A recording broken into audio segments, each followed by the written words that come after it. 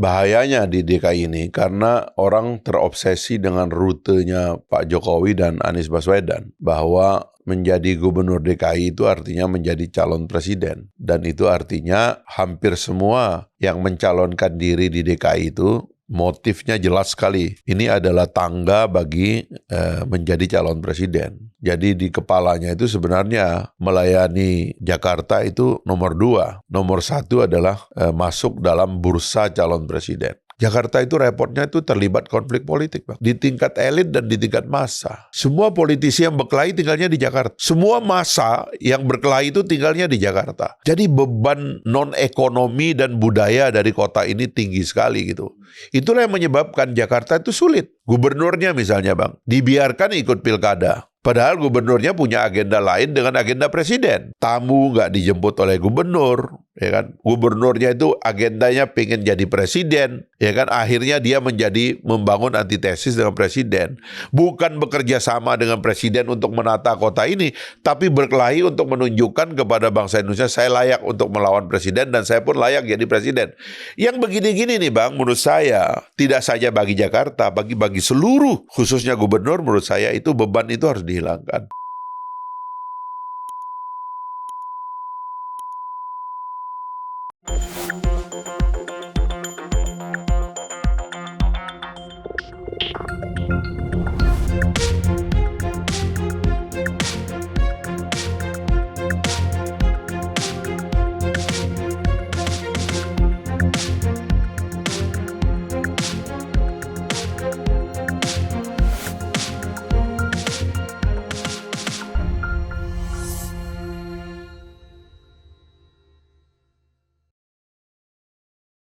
Bismillahirrahmanirrahim. Assalamualaikum warahmatullahi wabarakatuh. Waalaikumsalam. Salam sejahtera buat kita semua. Salam juga untuk para seluruh penonton Unpacking Indonesia dimanapun berada. Saat ini kalau saya ikut komen-komen sudah paling banyak itu Hong Kong, Taiwan. Sekarang sudah masuk juga Qatar, Timur Tengah ya. Sudah mulai ada komen-komen dari USA. Nah, berarti penonton kita sudah agak menyebar ini. Ya. Yang lain mungkin tidak menyampaikan komentarnya, tapi ada.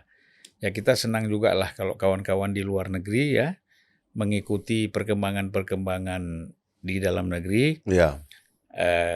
Melalui media-media kita di sini. Ya. Termasuk media podcast. Bung Fahri, kita sekarang kan menghadapi suatu situasi. Situasi ini tidak terlalu sulit sebenarnya. Tetapi kalau tidak dikelola, dimanage dengan baik, ini kan jadi problem. Ya. Ya, kita ini kan tidak lama lagi ibu kota ini pindah. Ya. Sekarang sedang dipersiapkan. Ya. Ibu kota kita di sana. Sementara Jakarta ini belum tahu bagaimana perkembangannya ke depan. Ya. Ini juga kalau tidak diatur dengan baik, ini jadi tempat-tempat kumuh lagi kan gitu. Betul. Jadi tempat-tempat orang tidur sembarangan, ya. Kemudian jadi kota seperti bukan kota mati, kotanya hidup, tetapi hidupnya tidak menunjukkan perkembangan yang positif gitu loh. Ya. Nah oleh karena itu kan ini penting sekali ya. Jangan hanya kita fokus untuk membangun IKN, tetapi DKI tidak kita perhatikan secara serius. Ya, tentang bagaimana membangun lingkungannya, kehidupannya, perilaku masyarakatnya. Banyak sekali yang harus dilakukan. Di mana sementara ini kan kurang optimal ya. Gitu. Sampah di mana-mana, kali kita itu bau, jorok, macet, bikin banjir, banyak sekali. Nah ini kan semuanya harus menjadi, DKI ini paling tidak bisa menjadi satu model kota ya, untuk menjadi contoh bagi kota-kota yang lain, provinsi-provinsi lain. Beda sama IKN itu tidak bisa menjadi contoh, karena itu kan ibu kota yang betul-betul direncanakan dengan matang, kemudian dengan biaya yang cukup besar. Nah itu. Nah ini bagaimana harapan Bung Fahri melihat untuk DKI ini ke depan? Ya, terima kasih Bang atas undangannya kembali. Memang ini di antara topik yang jarang didiskusikan secara baik oleh para politisi. Dan aspek-aspek pembahasannya itu lebih banyak mengarah kepada aspek fisik semata. Kemudian aspek ekonomi kadang-kadang. Tapi kurang mendalami kepentingan satu bangsa untuk memiliki kota-kota yang menjadi simbol dari ingatan dari bangsa itu sendiri sebagai memori kolektif dari bangsa itu.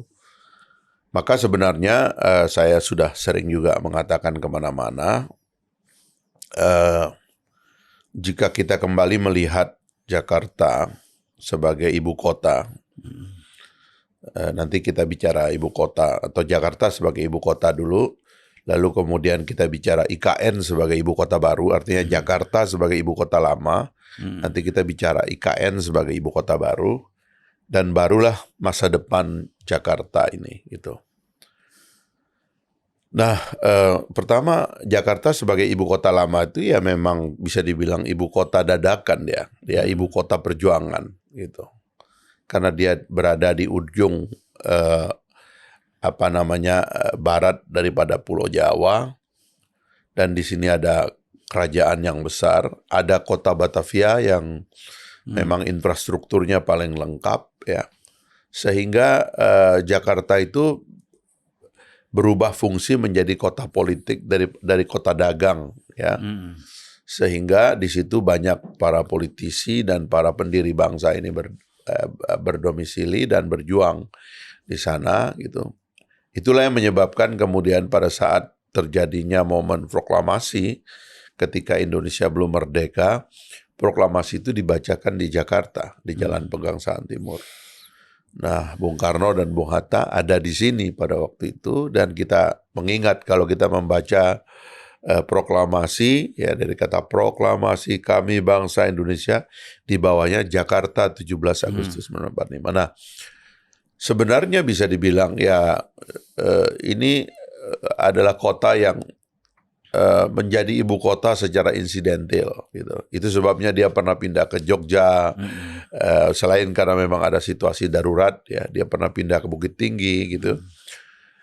Itu tapi menandakan bahwa sebenarnya memang ibu kota Jakarta ini adalah lahir tiba-tiba. Jadi kita belum pernah sebagai sebuah bangsa yang umurnya hampir 100 tahun itu mendirikan ibu kota secara spesifik begitu. Ibarat perusahaan gitu Bang, yang tiba-tiba banyak bisnisnya menjadi besar, banyak cabangnya lah kira-kira begitu, tapi kantornya itu masih di kantor yang lama, ya tumpukan barang, nggak teratur ininya, segala macam, ya. Kadang-kadang orang dipaksa pindah kalau kantornya kebakaran gitu, baru dia cari kantor baru. Nah kita ini bisa dibilang seperti itulah Jakarta itu. Kita belum pernah membuat ibu kota.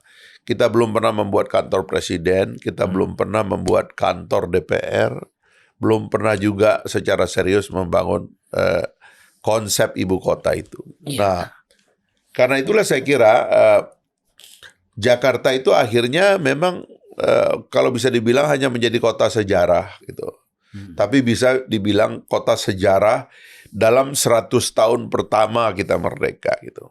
Karena bayangan saya kepindahan ke IKN itu nanti baru akan terjadi relatif 2045, 100 tahun Indonesia merdeka. Seperti juga direncanakan oleh Pak Jokowi dalam momen Indonesia Emas, 100 tahun Indonesia merdeka.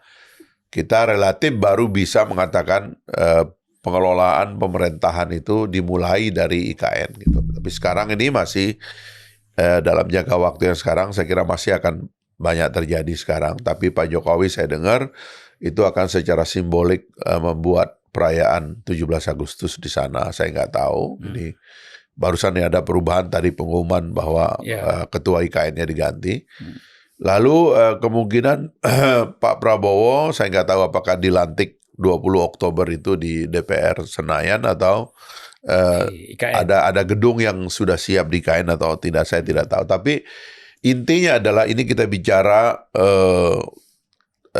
periode-periode dari kebangsaan kita. Jadi itu yang pertama, Jakarta memang sulit dia kalau kita mau bikin kantor sendiri, bikin istana sendiri. Wah, coba Abang bayangkan kantor KPU tuh.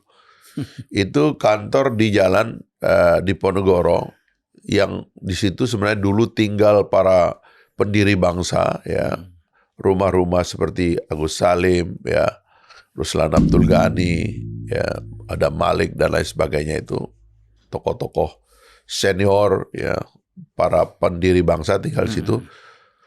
Padat, ya, tiba-tiba ada kantor pemilihan umum yang saban hari di demo orang, gitu.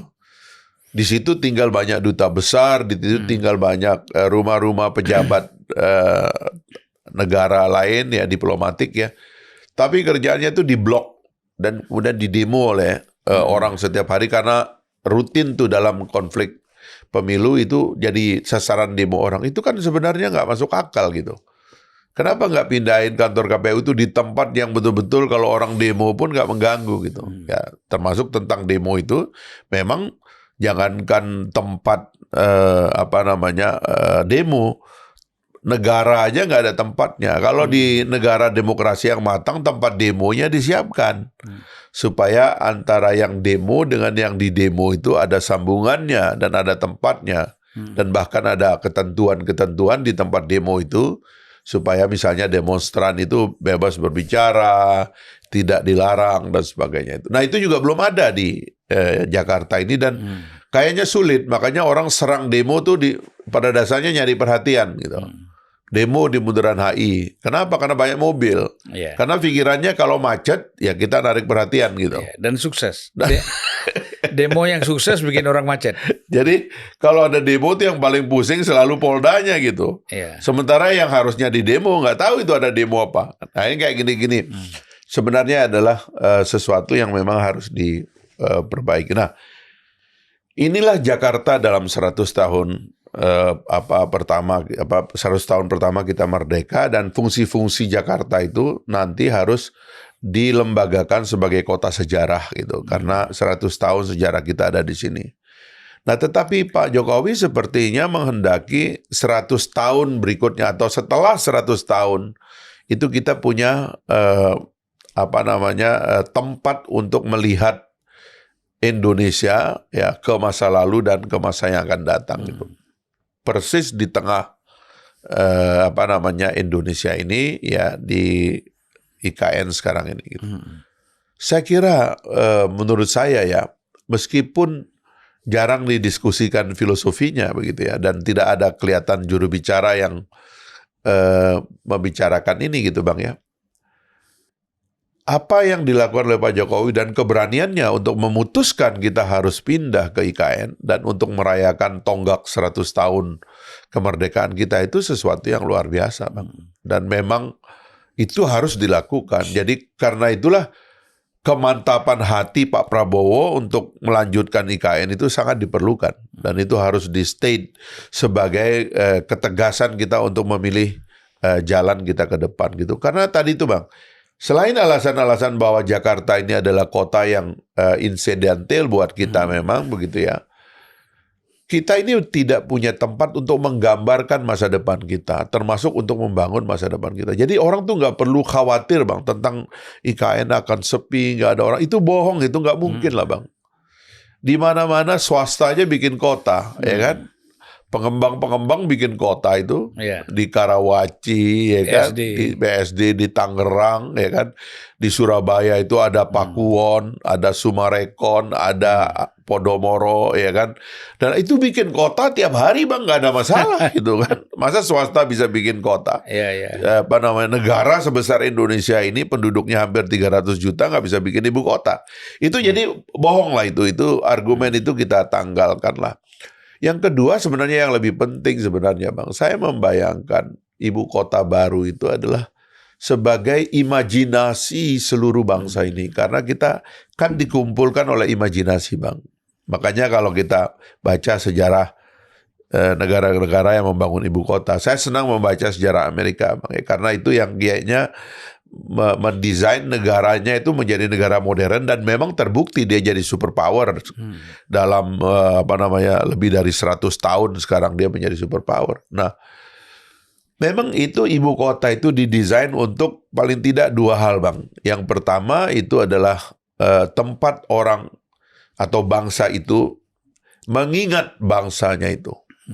Di tempat kecil itu ya, kira-kira Washington DC itu luasnya kira-kira 11 kali 17 kilometer, Bang, ya. Di tempat itu ada yang disebut dengan collective memory itu. Jadi orang kalau ke Washington DC dia bisa melihat bangsa Amerika secara keseluruhan. Karena di situ ada museum-museum, ada Library of Congress yang merupakan perpustakaan terbesar di dunia, ya. Nah, itu yang pertama, kita datang ke tempat yang ada memori kolektif gitu. Sebenarnya ini mengambil inspirasi dari agama, Bang. Jadi agama itu membuat tempat-tempat untuk menciptakan memori kolektif. Jadi kalau orang Islam itu pergi ke Mekah itu, ada memori tentang sejarah agama dan seterusnya. Negara juga perlu begitu, Bang. Karena kita kan juga harus diikat oleh memori kolektif kita. Karena kalau kita nggak punya memori kolektif, apa hubungannya, apa dasarnya kita tetap bersatu gitu. Satu, Bang. Yang kedua itu pengetahuan kolektif, ya, atau kolektif brain. Nah, kalau yang pertama tadi namanya collective memory, yang kedua itu collective brain. Nah, collective brain itu pusat pemerintahan, Bang.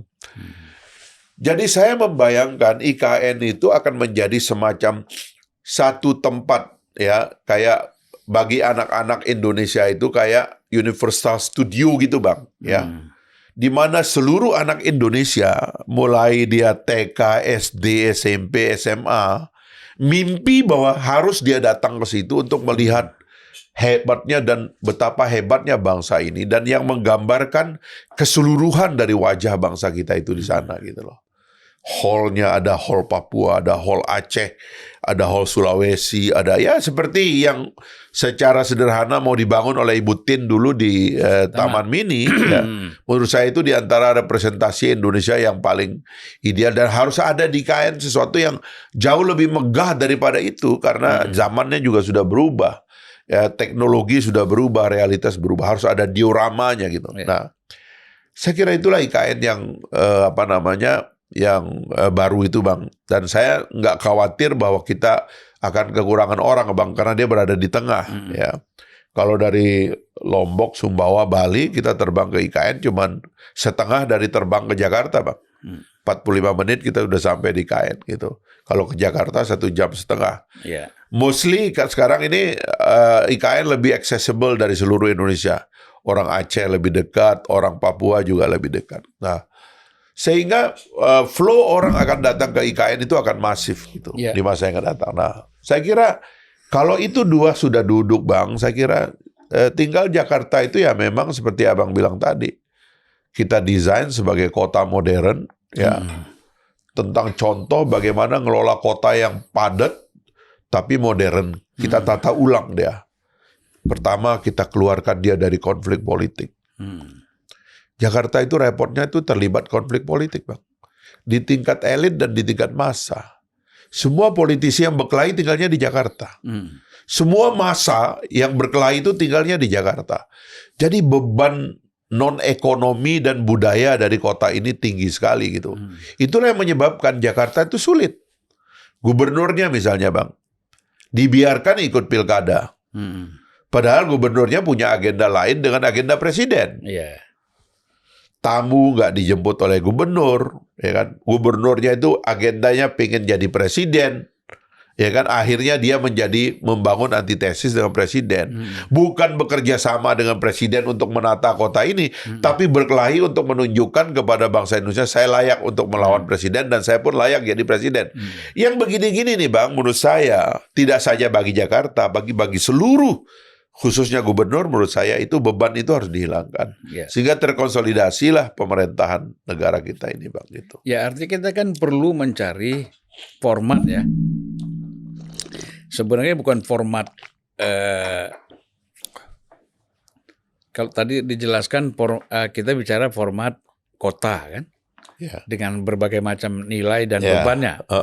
Tapi kan kita mau bicara format tentang pengelolanya ini, manusia pengelolanya ini. Iya, betul. Ya kalau kita bahasa sederhananya leadernya kan. Kan harus ada. Orang yang memahami persoalan Jakarta ini mau diapakan. Dan bukan lagi dengan pola pikir lama. Kan gitu. Nah, ini kan kalau kita bicara sekarang, yang mau maju-maju pilkada ini kan orang berpikir pola lama semua nih. Konflik politik, dia sendiri konflik dengan yang lain, ya kan? Ambisi-ambisi pribadi yang terlalu menonjol untuk mencapai kekuasaan menjadi gubernur Jakarta. Nah, ini kan masih problem. Nah, bagaimana kita mengatasi ini supaya betul-betul seorang gubernur Jakarta ini, atau Bung Fahri mungkin punya format baru ya, apakah bukan gubernur barangkali? Saya punya, kalau kemarin-kemarin kan saya sering bicara dengan Abang tuh tentang presidensialisme versus parlamentarisme. Sekarang kita bicara konsep negara federal versus negara unitari, negara kesatuan. Federalisme itu lahir karena inisiatif daerah, Bang. Makanya di dalam konstitusi seperti konstitusi Amerika misalnya, itu disebutkan, dia bilang, it is the state creates the federal, dia bilang gitu. Bahwa negara bagianlah yang menciptakan federal Amerika Serikat itu. Jadi Amerika Serikat sadar bahwa pemerintah pusatnya itu dibentuk oleh daerah. Itu sebabnya kekuasaan pemerintah daerah itu setara dengan kekuasaan pemerintah pusat dalam hampir semua hal kecuali bidang-bidang yang dimandatkan kepada pemerintah pusat. Nah, kalau dalam konsep kita di Indonesia, ya negara kesatuan, itu kekuasaan daerah itu, Bang, itu diberikan oleh pemerintah pusat. Jadi pemerintah daerah dibentuk oleh pemerintah pusat, bukan sebaliknya, gitu. Nah, itu sebabnya dengan konsep presidensialisme, lalu kemudian negara kesatuan, sebenarnya kewenangan presiden yang sudah begitu besar itu cukup untuk memastikan bahwa efektif pemerintahan atau efektivitas pemerintahan itu betul-betul terjaga, Bang. Seperti saya sering membuat kritik karena ada banyak kekuasaan yang karena kita tidak teliti memberikan kekuasaan kepada badan-badan tertentu atau pemerintahan tertentu, akhirnya satu sama lainnya berkelahi. Ya, saya sering misalnya mencontohkan perkelahian antara bupati, wali kota dengan gubernur. Itu terjadi di mana-mana. Kalau sudah bupatinya berbeda partai dengan gubernurnya, ini berantem ini. Ya kan? Tidak pernah akur. Bahkan jangan cuma itu, antara gubernur dengan wakilnya, bupati dengan wakilnya, wali kota dengan wakilnya, itu nggak pernah tertib. Di negara-negara demokrasi modern nggak ada cerita yang namanya gubernur dengan wakilnya berantem, bupati dengan wakilnya berantem. Tidak ada itu cerita. Nggak ada cerita bahwa di tengah jalan nanti kemudian pisah lalu maju masing-masing. Itu nggak ada, Bang. Kenapa? Karena diatur mekanismenya. Nah, di kita ini gubernur dengan bupati berantem. Itu jelas itu. Dan di antara sebab perkelahiannya adalah karena gubernur merasa dipilih oleh rakyat langsung. Kewenangannya juga seolah-olah melayani rakyat. Bupati juga demikian. Lalu mereka di sana bilang, saya juga dipilih rakyat. Kadang-kadang mentalitas ini juga keluar untuk melawan presiden. Oh, saya juga dipilih rakyat. Kadang-kadang ada bupati atau gubernur yang marah-marahin menteri, dibilang saya dipilih rakyat, kalian kan nggak dipilih rakyat. Kayak gitu-gitulah, Bang. Nah, ini mesti diatur gitu. Kalau menurut saya ya, kalau dalam pengamatan saya yang ada sekarang ini, sebaiknya pilkada kita itu karena undang-undang otonomi daerah itu lahir untuk memastikan terjadinya otonomi. Sebenarnya itu diperuntukkan bagi daerah tingkat 2, Bang. Bupati dan wali kota.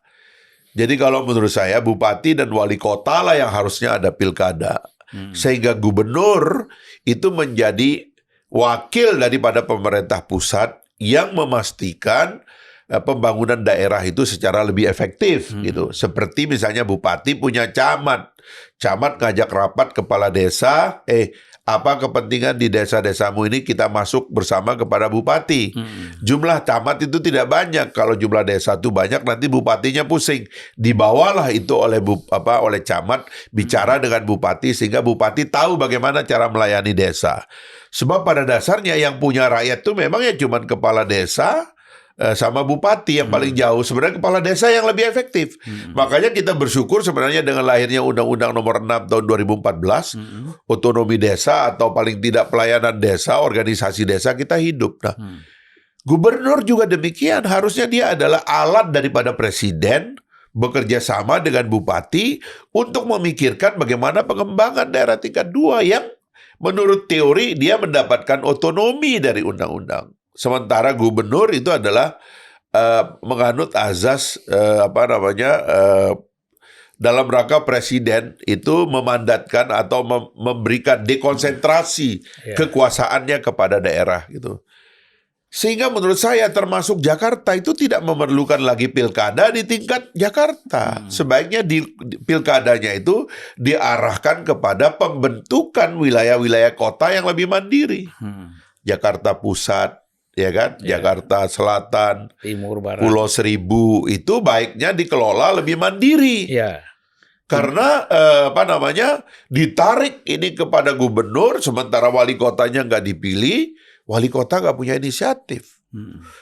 Bisa dipecat oleh gubernur setiap saat. Nggak boleh begitu, Bang. Nah, itu yang saya bayangkan itu ke depan, ya kita nggak perlu ada pilkada gubernur. Bahkan saya mengusulkan kalau bisa besok ini presiden segera bikin keputusan nggak perlu ada pilkada gubernur.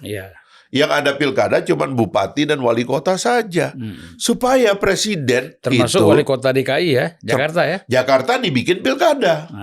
Di di Jakarta Selatan, Jakarta Timur dan seterusnya itu. Gitu loh. Nah, jadi ini prinsip yang menurut saya harus dilihat untuk mengefektifkan pemerintahan. Sebab susah, Bang. Kalau kayak sekarang ini, ya kayak contoh Jakarta yang ekstrim, Jawa Tengah yang ekstrim, ya presiden mau ada kegiatan internasional di wilayah Jawa Tengah, tiba-tiba atau kayak kasus di Bali, ya kan presiden ada kegiatan di Bali di Jawa Tengah, tiba-tiba gubernurnya mengikuti mau partainya, menolak ya pemerintah pusat, ini repot, Bang. Ya, kalau kayak begini terus-menerus, antara gubernur dengan presiden nggak sinkron, antara gubernur dengan wali kota dan bupati nggak sinkron, rakyat yang menjadi korban. Menurut saya ini harus diakhiri, menurut saya gitu. Ya, itu menarik ya. Saya kira saya nggak tahu apakah DPR sudah membahas ini ya tentang gubernur itu ditetapkan oleh presiden. Apa polanya seperti dulu, misalnya lewat DPRD, ya kan? DPRD dulu kan kalau kita lihat mereka memilih 3 orang, kemudian 3 orang ini diajukan oleh presiden. Presiden mempelajari dan melihat mana yang memang pantas untuk menjadi gubernur kan gitu. Itu lebih independen kan? Itu yang penting prinsipnya adalah gubernur adalah wakil dari pemerintah pusat untuk pengelolaan wilayah, kabupaten dan kota gitu. Ya termasuk yang di bawahnya lah gitu. Itu lebih efektif, Bang. Pikirannya itu adalah ini wakil daripada pemerintah pusat. Nah, nanti presiden misalnya diwajibkan memilih lebih dari 1 untuk diajukan ke DPRD, silakan aja. Bahkan ditunjuk langsung pun menurut saya itu tidak mengurangi konsep dan prinsip-prinsip demokrasi. Karena ini soal memilih berapa banyak yang dipilih rakyat itu kan konsepnya itu turun pada seberapa kewenangannya diberikan, seberapa uang yang dia kelola. Kan tidak ada gubernur ini atau ada banyak menteri yang uangnya tuh jauh lebih banyak daripada provinsi yang terkaya, DKI yang paling kaya, kira-kira hampir 100 triliun atau 80-an triliun sekarang APBD DKI. Tapi banyak menteri yang uangnya itu lebih banyak daripada provinsi DKI, provinsi Jawa Barat, Jawa Timur, Jawa Tengah yang besar-besar. Kementerian Pendidikan, Kementerian PU, Kementerian Pertahanan, Kementerian Pendidikan. Ini semua anggarannya itu ratusan triliun, Bang. Kenapa dia nggak dipilih oleh rakyat? Kenapa cuma ditunjuk oleh presiden? Maka semua juga bupati, gubernur-gubernur ini, apabila dia dalam rangka menjadi kaki tangan presiden dalam memastikan pembangunan daerah, maka harusnya ya gubernur itu ditunjuk saja oleh presiden atau melalui DPR atau tidak. Yang jelas otonominya itu di tingkat 2, maka otonomi bupati dan wali kota itulah yang dipilih oleh rakyat. Maka Jakarta akan dapat kebagian memilih wakilnya, yaitu penduduk Jakarta Selatan memilih wali kota Jakarta Selatan, penduduk Jakarta Pusat memilih wali kota Jakarta. Lebih real. Ya. Lebih naginya lebih enak. Ini isu daripada Jakarta Selatan. Konstituennya jelas. Konstituennya lebih jelas. Kalau gubernur DKI repot, Bang. Ini sebenarnya bukan gubernur, ini wali kota. Kenapa saya bilang gubernur DKI itu wali kota? Karena semua bupatinya dia yang tunjuk, semua wali kotanya dia yang tunjuk. Saya kira konsep ini yang harus dijalankan itu lebih efektif gitu ke depan. Gitu. Nah sekarang kan begini, untuk kita mengarah pada atau mewujudkan situasi itu kan memang tidak mudah ya. Nah, sekarang kan kita bicara pada figur. Kita lihat kan figur-figur yang ada dari pengalaman kerja yang kita lihat misalnya. Kita sebut saja nama lah. Misalnya yang mau maju gubernur ini kalau masih tetap dengan konsep lama ya, artinya pemilihan langsung, itu kan Anies Baswedan. Kita nggak tahu Erick Thohir katanya mau maju juga. Mungkin Sandiaga Uno juga mau maju, tapi belum terdengar suaranya. Lalu ada lagi Ridwan Kamil, kan gitu. Nah jadi orang-orang yang disebut, ada satu lagi Sudirman Said. Nah orang-orang ini sebenarnya kalau kita lihat kinerjanya selama menjabat 5 tahun atau sampai 10 tahun ya. Ini kan belum menunjukkan satu reputasi yang luar biasa. Ya, karena memang ini kan bicara orientasi. Nih, kalau bicara orientasi politik kan susah. Nah kita memang perlu cari orang-orang yang memang ya pasti nggak mungkin seorang gubernur itu tidak punya pikiran politik itu pasti. Ya kan, namanya gubernur kan, jabatan politis. Nah jadi, tetapi kan yang kita harapkan visi dan misi dia ini kan betul-betul ingin membangun secara komprehensif semua problem-problem ini supaya bisa diatasi. Nah kira-kira figur seperti apa? Kita perlu figur baru atau figur lama ini, Bung? Ya itu tadi yang saya lihat bahayanya di DKI ini karena orang terobsesi dengan rutenya Pak Jokowi dan Anies Baswedan, bahwa menjadi gubernur DKI itu artinya menjadi calon presiden, gitu. Dan itu artinya hampir semua yang mencalonkan diri di DKI itu motifnya jelas sekali. Ini adalah tangga bagi menjadi calon presiden. Jadi di kepalanya itu sebenarnya melayani Jakarta itu nomor 2, ya. Nomor 1 adalah masuk dalam bursa calon presiden. Gitu. Bursa itu akan merusak rencana kita tentang Jakarta dan merusak masa depan dari Jakarta itu sendiri, termasuk juga konsolidasi kita untuk memindahkan sebagian aset ibu kota ini ke IKN. Itu akan terganggu nanti. Itu akan terjadi tarik-menarik politik, ya. Adu populer, adu disenangi oleh rakyat dan sebagainya. Karena itulah tadi kalau ide atasnya tadi kalau menurut saya semua pemilihan gubernur dihentikan aja, ya. Fokus saja pada pemilihan ibu kota, pemilihan bupati dan wali kota, gitu ya. Termasuk di Jakarta, gitu.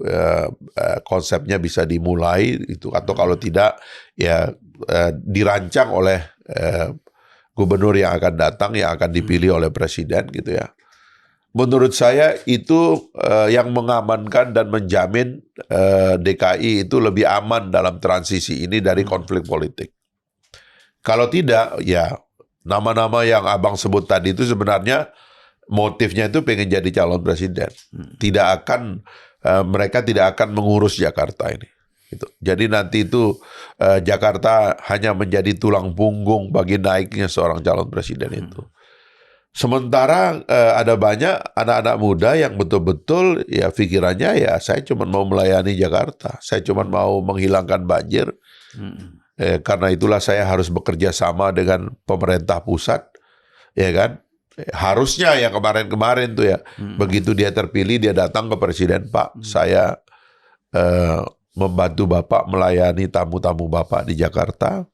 Kota ini harus kelihatan mewah, Pak, di kalangan tamu-tamu Bapak. Karena itu saya siap menunggu perintah Bapak untuk memperlancar kerja melayani tamu-tamu Bapak. Yang kedua, Pak, ini ibu kota ya dianggap ibu oleh seluruh bangsa Indonesia, dia juga harus nyaman. Karena itu saya mohon bantuan Bapak dan kementerian-kementerian yang ada untuk mempercepat ya penyelesaian masalah-masalah dasar Jakarta. Banjir, macet, polusi, dan sebagainya. Itu harusnya pikiran gubernur Jakarta, Bang. Tapi ini enggak. Yang dia pikirkan, ini saya harus tunjukkan saya ini calon presiden. Ya kan? Makanya ngomongnya enggak. Gitu. Bukan soal menyelesaikan banjir, menyelesaikan macet. Ngomong ini politik kiri kanan. Nah ini yang menurut saya ngerusak Jakarta, Bang. Menurut saya juga kebanyakan provinsi itu rusak gara-gara itu. Ini presidensialisme kok, Bang. Pembentukan Pemda itu adalah melalui kewenangan pemerintah pusat, khususnya presiden yang kita pilih secara langsung kok gitu. Maka menurut saya jadikan itu seluruh gubernur sebagai kepanjangan tangan dari pemerintah pusat yang terpilih, khususnya ini presiden, untuk melayani daerah, untuk melayani kabupaten, kota, kecamatan, dan desa. Saya kira itu yang lebih top, lebih pas ke depan. Kemarin ada hal yang menarik ya, sempat muncul sebentar tapi hilang lagi. Ini ada 2 orang anak muda ya, yang dicalonkan oleh, kalau nggak salah, Gerindra. Ya. Yaitu Budi Jiwandono dan Kaesang itu diusung menjadi gubernur dan wakil gubernur. Nah ini kan menarik sebenarnya. Artinya Gerindra sudah melihat bahwa ini ada terobosan-terobosan yang ingin dilakukan, bahwa supaya tidak jenuh dengan orang-orang lama yang tetap bergelut dengan politik dan persoalan politik. Kalau datang ke masjid bukan hanya sekedar sholat, tapi teriak-teriak Allahu Akbar kan gitu. Seperti mengumpulkan massa. Nah sudah saatnya kan kita cari orang yang memang betul-betul mau bekerja ya. Nah ini mungkin bagaimana Bung Fahri melihat apakah 2 orang anak muda ini tepat untuk? Pertama-tama memang banyak anak muda yang saya kira lebih cocok untuk ngelola kota yang harus dipenuhi oleh imajinasi, karena kalangan muda di kota itu juga sangat besar dan banyak sekali. Gitu. Yang kedua memang nama yang dimunculkan oleh Bang Zulfan tadi yang dibaca itu dari kemarin tuh dari sosial media itu memang lebih menggambarkan bahwa ini sih nggak bakalan mau nyapres dia, mau serius dia untuk menjadi pelayan daripada masyarakat Jakarta. Tetapi saya kira saya tetap kembali kepada pikiran awal tadi sebenarnya. Mari kita bebaskan daerah dari konflik politik di tingkat gubernur, di tingkat provinsi. Supaya fokus kerja untuk membantu masyarakat Indonesia ya melalui lahirnya kepanjangan tangan dari pemerintah pusat di daerah, khususnya presiden di daerah, itu akan jauh lebih efektif, Bang. Dan itu akan jauh lebih mengurangi konflik politik yang selama ini muncul antara bupati dengan gubernur. Gubernur ini nanti bilang kepada wali kota dan bupati, saya adalah wakil pemerintah pusat. Saya tidak punya rakyat. Saya tidak dipilih oleh rakyat. Saudara-saudara yang dipilih oleh rakyat. Saya datang ke sini disuruh oleh gubernur supaya disuruh oleh presiden supaya Anda melayani rakyat Anda dengan baik. Anda butuh apa di sini? Saya akan komunikasikan dan kita rapat bersama presiden, bersama menteri-menteri. Saya punya akses dengan kabinet untuk membicarakan apa yang Anda perlukan sehingga kita bisa percepat pembangunan di daerah ini. Itu enak Bang, daripada sekarang ini, ya kan? Kayak sekarang tuh, ya kan? Bupati ini pengen lompat jadi gubernur, pengen kawin dengan ini jadi wakil gubernur. Bupati ini udah oposisi kepada gubernurnya karena dia mau lawan nanti di pilkada.